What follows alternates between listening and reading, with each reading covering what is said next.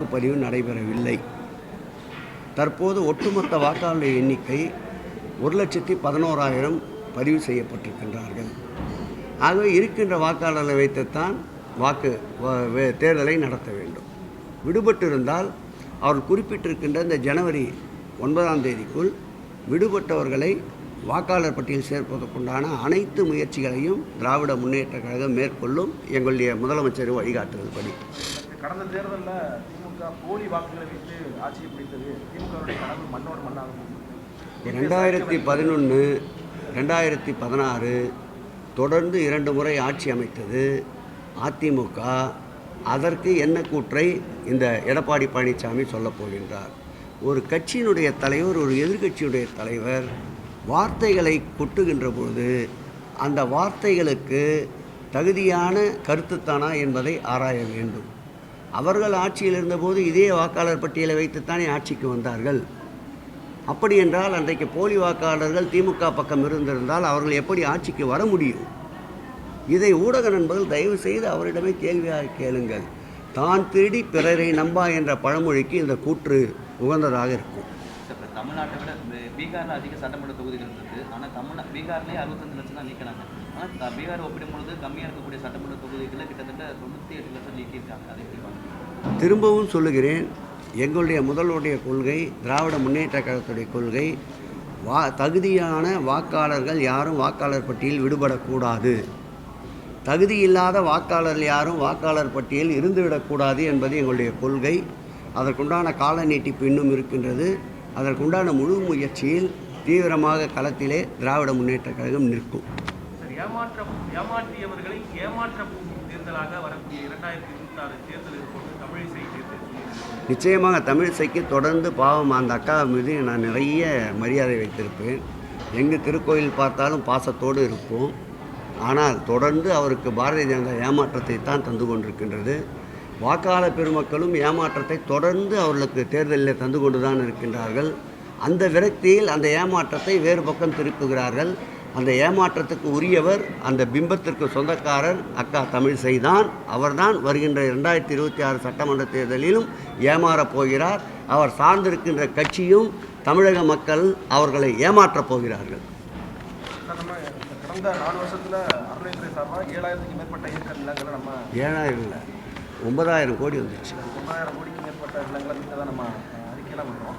ஆனால் ஒவ்வொரு முறையுமே அந்த பொதுநல வழக்கு உயர்நீதி மதுரை பெஞ்சில் விசாரணைக்கு வரும்போது நீதிபதிகள் என்ன சொல்கிறாங்கன்னா, அறநிலையத்துறை சார்பாக இருக்கக்கூடிய அனைத்து நிலங்களையும் கையகப்படுத்துறத அறநிலையத்துறை தாமதமாக செயல்படுது. ஒவ்வொரு வழக்கிலையுமே ஆணையர், இணை ஆணையர்லாம் நேரடியாக விசாரணை பண்ணணும்னு சொல்கிறாங்க. எந்தளவுக்கு மக்களுடைய வாழ்வாதாரம் என்பதை நாம் கணக்கிட்டு பார்க்க வேண்டும். நீதிமன்ற உத்தரவுக்கு அடிபணிந்து நீதியின் சட்டத்தின் ஆட்சி நடைபெறுகின்ற ஒரு மாநிலம் என்றால் மாண்புமிகு தமிழக முதல்வர் தலைமையில் இருக்க இந்த மாநிலமாகத்தான் இருக்க முடியும். 40 ஆண்டு 50 ஆண்டு குடியிருப்பவர்களுடைய வாழ்வாதாரத்தையும் கணக்கிட்டு நீதிமன்ற உத்தரவையும் செயல்படுத்த வேண்டும் என்ற நோக்கத்தினால்தான் சில நீதிமன்ற உத்தரவுகள் தாமதப்படுத்தப்படுகின்றதை தவிர மறுக்கப்படுவதில்லை. நிச்சயமாக நீதிமன்ற உத்தரவுகளை ஏற்று மக்களுடைய நலனையும் கருத்திலே கொண்டு நிச்சயமாக நீதிமன்றத்தின் உத்தரவுகள் செயல்படுத்தப்படும். திருப்பரங்குன்ற விவகாரம் தொடர்ந்து கிட்டத்தட்ட ஒரு 4 நாள் மேலே விசாரணை போயிட்டு இருக்கு. இந்த பிரச்சனையை பர்டிகுலராக எதிர்கட்சிகள் கையெடுக்கிறதுக்கான காரணம் என்ன நினைக்கிறீங்க? என் அப்பன் முருகன் திராவிட முன்னேற்ற கழகத்தினுடைய தலைவர், திராவிட மாடல் ஆட்சியின் நாயகனோடு இருக்கின்றார் என்பதற்காகத்தான் இதை ஊதி பெரிதுபடுத்த நினைக்கின்றார்கள்.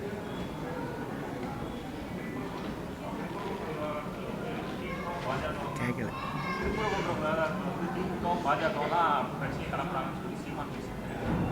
நீங்களும் அதே சொல்லுங்கள், அதான உண்மை.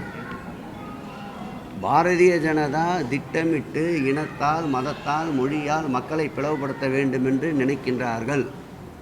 இந்தியாவினுடைய இரும்பு மனிதன் என்று போற்றப்படுகின்ற வல்லபால் பட்டேலினுடைய உறுதியும் நெஞ்சுரமும் கொண்ட திராவிட மாடல் ஆட்சியின் நாயகன் எங்கள் முதல்வர் இருக்கின்ற வரையில் இந்த பிரிவினைவாதத்திற்கு இடம் தர மாட்டார் என்பது சீமான் அண்ணன் அவர்களுக்கும் தெரியும்.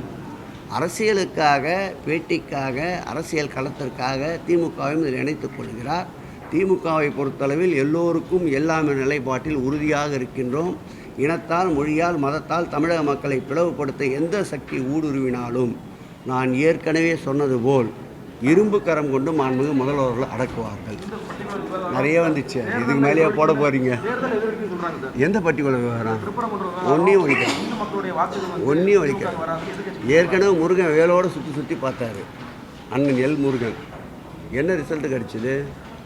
இந்த ஆட்சியில் நடந்த போல் எந்த ஆட்சியும் நடக்கவில்லை. திருச்செந்தூரை போய் உதாரணமாக எடுத்துக்கொள்ளுங்கள், பழனி முருகன் திருக்கோயிலை போய் உதாரணமாக எடுத்துக்கொள்ளுங்கள், திருப்பரங்குன்றம் குடமுழுக்கை போய் ஒரு உதாரணமாக எடுத்துக்கொள்ளுங்கள். எந்த ஆட்சியில் அனைத்துலக முருகர் பக்தர் மாநாடு நடந்தது? 27 நாட்டை சார்ந்த முருக பக்தர்கள் பங்கேற்றார்கள். லட்சக்கணக்கான மக்கள் 2 நாள் மாநாடு நடைபெற்றது.